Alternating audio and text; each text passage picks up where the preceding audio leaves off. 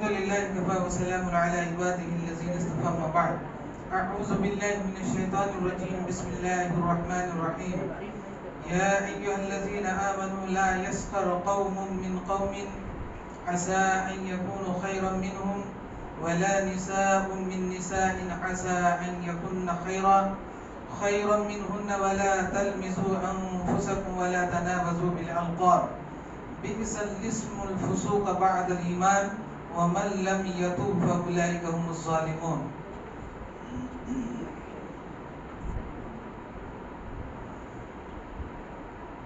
محترم سامعین، اللہ کا فضل و کرم ہے کہ اللہ تعالیٰ نے آج ہم سب مل کر 25واں روزہ اور 26ویں تراویح کی نماز باجماعت ادا کی. الحمدللہ اللہ تعالیٰ سے دعا گو ہوں کہ اللہ تعالیٰ ہماری عبادتوں کو شرف قبولیت بخشے، آمین. محترم حاضرین، اللہ کے فضل و کرم سے حافظ صاحب نے 27واں پارہ پورا کر کے 28واں پارہ کا کچھ حصہ تلاوت کی ہے. آپ کے سامنے میں نے قرآن مقدس سورۃ الحجرات سے 11 نمبر کی آیت تلاوت کی ہے. انہی آیت کو سامنے رکھ کر کچھ گفتگو کروں گا انشاءاللہ. سورہ حجرات قرآن مقدس کے اندر ایک ایسی سورت ہے تو چھوٹی سی مدنی سورت ہے. 18 آیتیں ہیں اور 2 رکوع ہیں. ان 18 آیت کو اگر کوئی انسان بغور پڑھیں، سماعت فرمائیں تو انشاءاللہ ہمارے ماحول و معاشرہ میں جو برائیاں دیکھی جا رہی ہیں یا پائی جا رہی ہیں وہ تمام برائیوں کی سرباب ہو سکتی ہے انشاءاللہ. کیونکہ اس سورت کے اندر 18 آیت کے اندر لگ بھگ 6-7 جگہ پر اللہ تعالیٰ نے ایمان والوں کو خطاب کرتے ہوئے یا ایھا الذین آمنوا یا ایھا الذین آمنوا بار بار ایمان والوں کو بلا کر کے کہا کہ تم کسی کی جاسوسی مت کرنا، کسی کے اوپر گمان مت کرنا، اللہ کے نبی کی آواز کے اوپر اپنی آواز کو بلند مت کرنا، اپنے درمیان اصلاح کرنا. یہ تمام باتیں اسی صورت کے اندر ایمان والوں کو مخاطب کر کے اللہ تعالیٰ نے ارشاد فرمایا. تو ان تمام باتوں میں سے جو آپ کے سامنے میں نے آیت تلاوت کی ہے، اس آیت کے اندر بھی اللہ تعالیٰ نے ایمان والوں سے خطاب کرتے ہوئے کہا یا ایھا الذین آمنوا، اے وہ لوگ جو ایمان لائے ہو، لا یسخر قوم من قوم، کہ کوئی قوم کسی قوم کی مذاق نہ اڑائے، کوئی جماعت کوئی دوسری جماعت کی مذاق نہ اڑائے، کوئی انسان دوسرے انسان کا مذاق نہ اڑائے. کیسے مذاق اڑاتے ہیں؟ ٹھٹھا کرتے ہیں، مذاق اڑاتے ہیں، کرٹیسائز کرتے ہیں. کیسے کرتے ہیں آپ دیکھیے. فار ایگزامپل ہم لوگ اہل حدیث ہیں، بعض لوگ ہمارا مذاق کیسے اڑاتے ہیں. اہل حدیث اس کا معنی ہوتا ہے حدیث والے، یعنی حدیث پر عمل کرنے والے، حدیث کا علم رکھنے والے، حدیث کا جانکار. اب اہل حدیث کو وہ لوگ کیا کہتے ہیں؟ اہل حدث. اور اس کا معنی کیا ہے معلوم؟ حدث کے معنی ہوا خارج جو کرتے ہیں نا، حدث اسے کہا گیا ہے. یعنی گویا کہ اس کا معنی اگر اہل حدث اگر اس کا معنی لیا جائے تو اس طرح ہوگا، یعنی ہوا خارج کرنے والے. نعوذ باللہ من ذلک. اب اللہ کے نبی صلی اللہ علیہ وسلم خاص طور سے جو 2 چیزیں ہمارے لیے چھوڑ کر کے گئے ہیں، ایمان والوں کے لیے، پوری دنیا والوں کے لیے، یہ قرآن اور حدیث.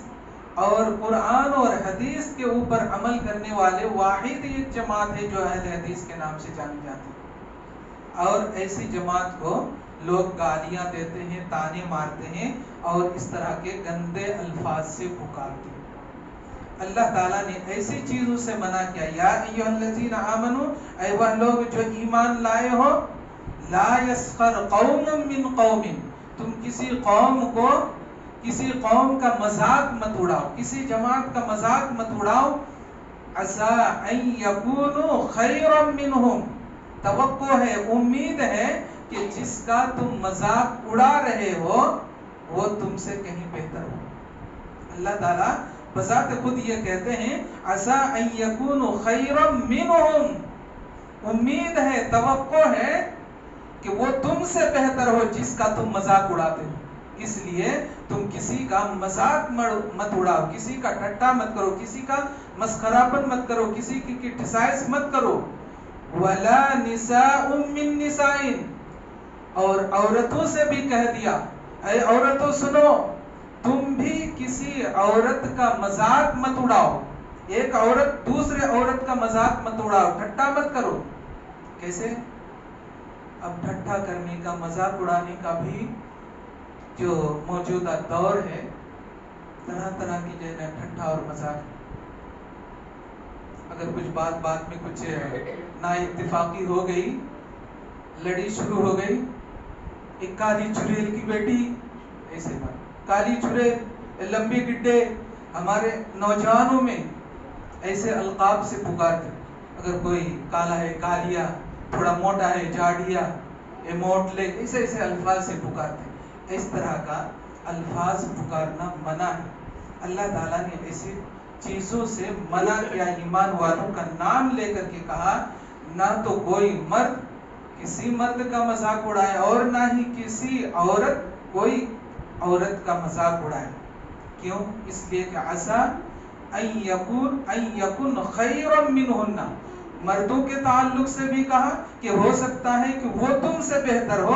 یہ عورتوں سے بھی یہ کہہ رہا ہے کہ اے عورتوں، جس کا تم مذاق اڑا رہے ہو سکتا ہے وہ عورت تم سے بہتر ہو، اس لیے تم کسی عورت کا مذاق مت اڑاؤ. ولا تلمزوا انفسکم، اور تم کسی کا ٹوہ مت لگاؤ، یعنی کسی کا جاسوسی مت کرو. جاسوسی کرنا، کسی کے گھر کا ٹوہ لگانا، یعنی فلاں کے گھر میں کیا ہے، کیسا چلتا ہے، کیا چلتا ہے، یعنی گھر کے اندرونی بات جو انڈائریکٹ بات ہے ان باتوں کی جانکاری لینا.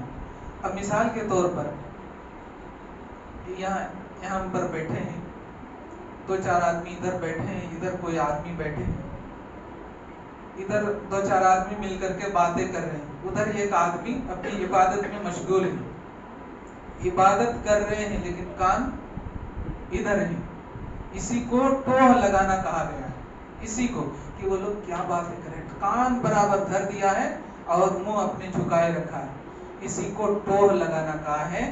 اور ایسی چیزوں سے اللہ تعالیٰ نے منع کیا ہے. کسی کے گھر کا ٹوہ مت لگاؤ، کسی کی جاسوسی مت کرو.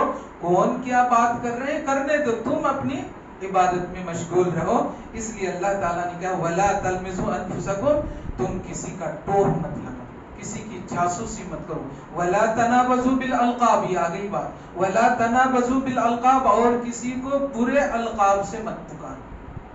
برے القاب، کسی کا نام، ہر انسان کا نام ہے، ماں باپ نام رکھتے ہیں، نام سے ہی پکارا جانا چاہیے.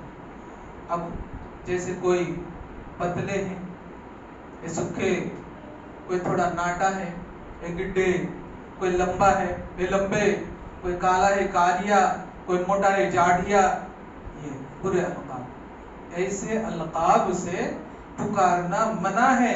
وَلَا تَنَابَزُوا بِالْأَلْقَابِ، کسی کو برے القاب سے مت پکارو. بِئْسَ الِّسْمُ الْفُسُوقَ بَعْدَ الْإِيمَانِ، اور ایمان کے بعد ایسا کرنا فسق و فجور ہے. کیا مطلب یہ، کسی انسان نے زمانی جاہلیت میں کوئی برا کام کیا تھا، ناجائز کام کیا تھا، مثال کے طور پر چوری کر لیا، زنا کر لی، شراب پی لیا. اب بعد میں وہ ایمان لے کر آئے. ایمان لانے کے بعد پھر اس آدمی کو وہ پرانی باتیں کہہ کر کے تانے مارنا، اے شرابی، اے کبابی، اے جگاری، اے زانیہ، اس طرح کر کے تانے نہیں مارنا چاہیے. اگر کسی سے کوئی کام، کوئی غلطی سے کوئی گناہ سرزد ہو گیا ہو، پھر وہ توبہ کر لیے ہوں، توبہ کر لینے کے بعد یا ایمان میں داخل ہو جانے کے بعد انہیں پرانی باتیں یاد دلا کر کے تانے مارنے سے منع فرمایا. اسی لیے اللہ تعالیٰ نے کہا بئس الاسم الفسوق بعد الایمان، یعنی ایمان کے اندر داخل ہونے کے بعد کسی کو پرانی باتیں جو زمانے جاہلیت میں کیا یا انجان میں کر لیا یا بھول چوک میں کر لیا، کرنے کے بعد توبہ کر لیا، تو وہ پہلی باتوں کو یاد دلا کر انہیں تانے مارنے سے منع فرمایا. وَمَن لَّمْ يَتُبْ فَأُولَٰئِكَ هُمُ الظَّالِمُونَ، اور جو شخص توبہ نہ کرے یہی لوگ ظالم ہیں. تو اس آیت کے اندر کتنی باتوں کا حکم دیا؟ ایمان والوں سے کہا کہ کسی کا مذاق مت اڑاؤ، مردوں سے کہا، پھر عورتوں سے کہا بھی تم بھی کسی کا مذاق مت اڑاؤ، ہو سکتا ہے جس کا مذاق تم اڑا رہے ہو وہ تم سے بہتر ہو. نمبر 2، کسی کا ٹوہ لگانے سے منع فرمایا. نمبر 3، کسی کو برے القاب سے پکارنے سے منع فرمایا. یہ 3 حکم اسی آیت کے اندر اللہ تعالیٰ نے دی. اگلی آیت یا ایھا الذین آمنوا، پھر یہاں بھی یا ایھا الذین آمنوا کا ایمان والوں سے مخاطب ہو کر کے کہا کہ اے ایمان والو اجتنبوا کثیرا من الظن، کہ تم بد زنیوں سے بچو، بدگمانیوں سے بچو. ہم لوگ کہتے ہیں آپس میں مجھے گمان ہو گیا ہے، فلاں کے اوپر گمان ہو گیا. گمان مطلب ڈاؤٹ ہو گیا ہے، ایسا ہے ویسا ہے. تو اللہ تعالیٰ کیا کہہ رہا ہے؟ یا ایھا الذین آمنوا اجتنبوا کثیرا من الظن، اے ایمان والو تم بد زنیوں سے بچو، بدگمانیوں سے بچو. کیوں؟ اس لیے کہ ان بعض الظن اسم، کیونکہ بدگمانیاں گناہ ہے. بدگمانی کرنا یعنی ظن کرنا، گمان کر لینا گناہ ہے. کسی کی کوئی چیز جب تک کہ تحقیق نہ ہو جائے، اس کی حقیقت جب تک معلوم نہ ہو جائے، اس کے اوپر گمان نہیں کرنا چاہیے. اگر انجان میں بذات خود گمان کر لیتے ہوں، کسی سے کوئی مطلب نہیں، تحقیق نہیں، اور گمان کر لیا فلاں نے ایسا کیا، فلاں نے ویسا کیا، تو یہ گمان ہے اور ایسا گمان کرنا منع ہے، کیونکہ یہ گناہ کا کام ہے. ولا تجسسوا، اور کسی کی جاسوسی کرنے سے منع فرمایا. کسی کی جاسوسی کرنے سے منع فرمایا. جاسوسی جیسے CID والے چپ کے آپ کے گھر کی تلاشی لیتے ہیں، کہاں پر مال جمع ہے، کہاں پر جو ہے نا خزانہ موجود ہے، اس طرح کے وہ جاسوسی کرتے. تو ہمارے اندر، ہمارے سماج کے اندر بھی بعض لوگوں کے پیچھے پڑے رہتے ہیں، جاسوسی میں رہتے ہیں کہ یہ کیا کرتے ہیں، کیا کھاتے ہیں، کہاں جاتے ہیں، یہ سب ٹوہ لگاتے رہتے ہیں، جاسوسی کرتے رہتے ہیں.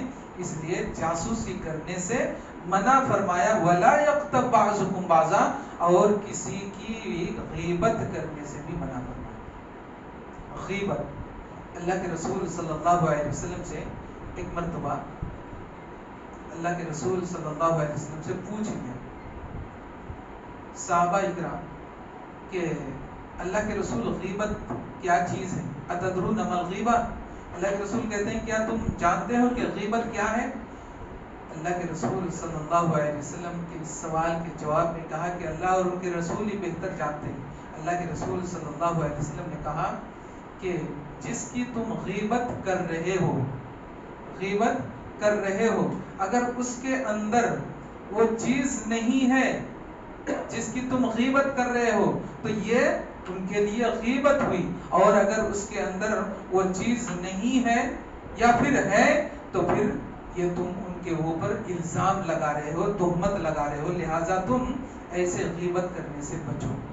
غیبت بہت خراب چیز ہے. ایک انسان کو دوسرے انسان کے ساتھ ملنے سے تعلقات کاٹ دیے جاتے ہیں ایسی چیزوں سے. اس لیے اللہ تعالیٰ نے منع فرمایا اور اس کی مثال دی. ولا یغتب بعضکم بعضا، کہ کسی کی غیبت مت کرو. کیوں؟ ایحب احدکم ان یاکل لحم اخیہ میتا فکرہتموہ، کیا تم میں سے کوئی اپنے مردہ بھائی کے گوشت کھانا پسند کرے گا؟ اپنے بھائی جو مر گئے ہوں ان کا کوئی گوشت کھانا پسند کرے گا؟ اللہ کے رسول صلی اللہ علیہ وسلم کے اوپر یہ قرآن کی آیت نازل فرما کر یہ کتنا خطرناک مثال دی. اگر کسی نے کسی کی غیبت کی تو گویا کہ اس نے اپنے مردہ بھائی کے گوشت کو نوچ نوچ کر کے کھایا. اس لیے غیبت کرنے سے منع فرمایا اور کہا کہ تم ہرگز پسند نہیں کرو گے کہ اپنے مردہ بھائی کے گوشت کو نوچ کر کے کھائے. فَكَرِهْتُمُ یقیناً تم اس کو ناپسند کرو گے. لہذا جب تم ناپسند کرو گے تو پھر کسی کی غیبت مت کرو. وَاتَّقُوا اللَّهَ اللہ سے ڈرو. إِنَّ اللَّهَ التَّوَّابُ الرَّحِيمُ یقیناً اللہ تعالیٰ تمہارے توبہ کو قبول کرنے والا ہے اور رحم کرنے والا ہے. یہ بدزن، یہ جو زن اور گمان کی ایک حدیث بول کر کے میں اپنی بات کو ختم کرتا ہوں.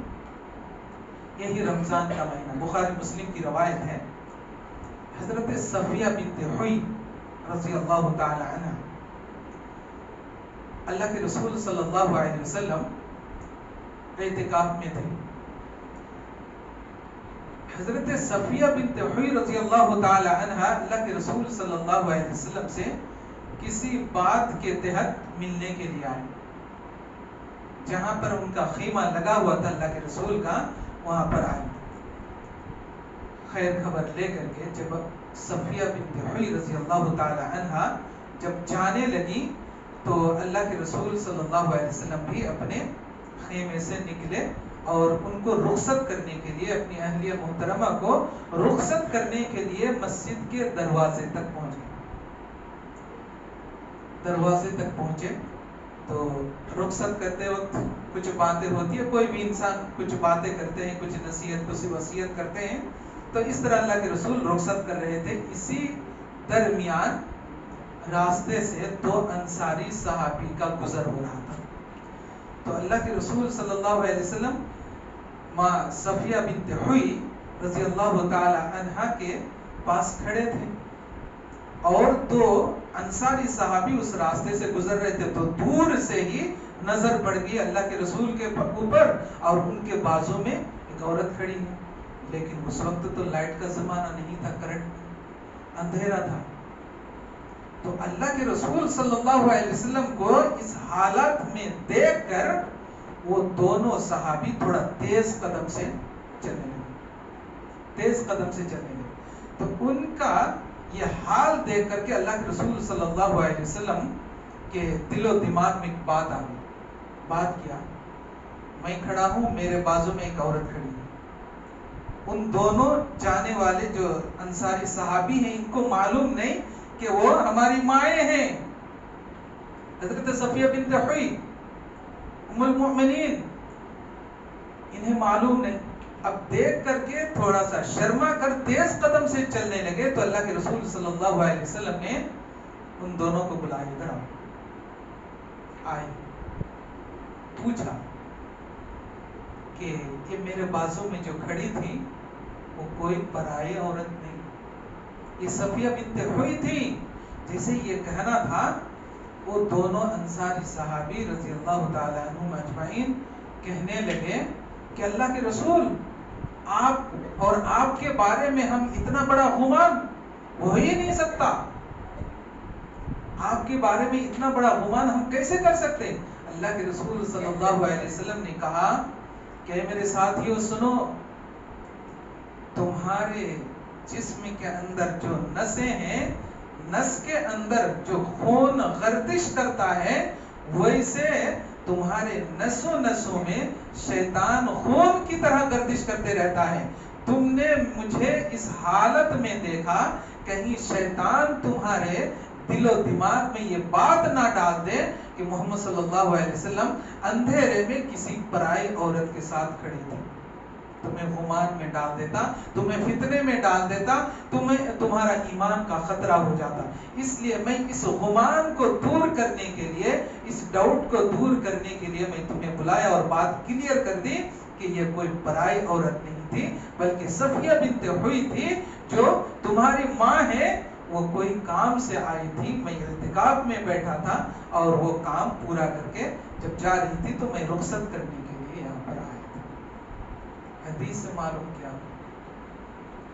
حدیث سے معلوم یہ ہوا اللہ کے رسول صلی اللہ علیہ وسلم اس ڈاؤٹ کو کلیئر کر دیا۔ اگر اس طرح کی نوبت ہمارے ساتھ بھی اگر آئے تو ڈاؤٹ کو کلیئر کر دینا چاہیے۔ اگر نہیں ڈاؤٹ کلیئر نہیں کرتے تو شیطان اسی میں گونچی لگا لگا کر کے یہ بات کو بڑی بنا دیتا اور پھر ایک فتنہ بن جاتا۔ اس لیے اللہ کے رسول نے اس بات کو کلیئر کیا اور گمان کو دور کر دیا۔ دوسری بات حدیث سے معلوم یہ ہوا، آپ کی اہلیہ محترمہ ان کے مائیں والے لینے کے لیے آئے، مائیں کے جا رہی ہیں تو ایک سنت طریقہ یہ ہے کہ گھر سے چل کر تھوڑا سا راستہ ساتھ ساتھ چل کر کے انہیں رخصت کریں، ریلوے اسٹیشن تک، بس اسٹینڈ تک، آٹو اسٹینڈ تک، جہاں یعنی ان کا اسٹینڈ ہے جہاں بیٹھنا ہے، یا خود کی گاڑی سے آئے ہیں تو کم سے کم گھر سے ساتھ چل کر کے روڈ تک آئیں اور انہیں رخصت کریں۔ یہ نہیں کہ جاؤ تم، میں تو آرام کر رہا ہوں، ایسا بھی نہیں۔ یہ ایک سنت طریقہ ہے، چاہے اپنی بیوی ہو یا پھر اپنے مہمان ہی کیوں نہ ہو، اگر مہمان بھی گھر میں آئے اور مہمان جب جانے لگے تو بھی اللہ کے رسول صلی اللہ علیہ وسلم کی یہ سنت رہی کہ آپ ان کے ساتھ چل کر کے انہیں رخصت کرتے تھے، دعائیں دیتے تھے۔ تو یہ ہے طریقہ نبی کریم صلی اللہ علیہ وسلم کا، جو اپنے مہمان کے ساتھ اس طرح ملتے اور اس طرح رخصت کرتے، اور اپنی بیوی کے ساتھ بھی اس طرح رخصت اور اس طرح جو ہے آپ صلی اللہ علیہ وسلم اپنے رویہ لوگوں کے ساتھ سامنے رکھتے۔ تو لہٰذا ایسی سنت کو ہمیں بھی اپنانا چاہیے، اور جو ان دو آیتوں کے اندر ہم ایمان والوں کو گناہوں سے پرہیز کرنے، گمان سے بچنے اور فحش گیری سے بچنے، غیبت کرنے اور جاسوسی کرنے، کسی کا مسخرہ پن کرنے، کسی کا مذاق اڑانے اور کسی کو برے القاب سے پکارنے سے، ان تمام چیزوں سے منع کیا۔ ہمیں ان تمام چیزوں سے بچنا چاہیے۔ اللہ تعالیٰ سے دعا گو کہ اللہ تعالیٰ ہم سب کو کہی ہوئی باتوں کے اوپر عمل کی توفیق عطا فرما۔ یا اللہ ہم نے جتنی بھی باتیں کہی ان تمام باتوں کے اوپر غور و فکر کرنے کی توفیق عطا فرما، اور کہنے اور سننے سے زیادہ عمل کی توفیق عطا فرما۔ آمین، تقبل یا رب۔